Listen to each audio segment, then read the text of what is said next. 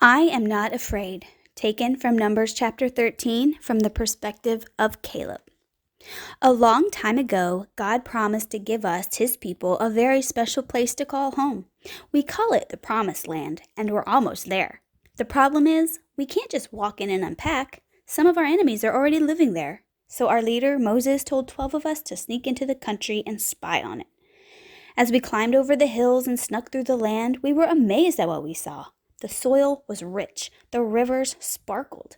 Fruit trees grew everywhere with more figs and pomegranates than I'd ever seen. The clusters of grapes were so huge it took 2 of us to carry them. It was a land flowing with milk and honey. I couldn't wait to pack my bags and move in. The other spies weren't so sure, though.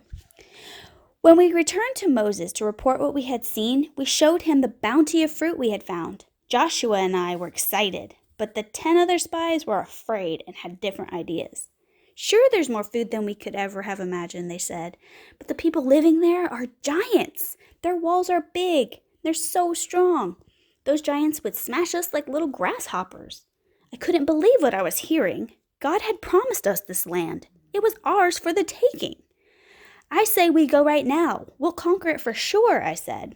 All we need to do is trust God and have some courage. People say I'm courageous. I guess they're right. I wasn't afraid of marching into the Promised Land and making it our home, but I don't think it's hard to find courage when you know God is on your side. After all, when God promises you something, what's there to be afraid of? God is way bigger than our fears. And guess what? Later, we did make it our home, thanks to God and God alone. What are you afraid of in your life? Did you know God's on your side? Think of one area where you need some courage. Then pray and ask God to give you all the courage you need.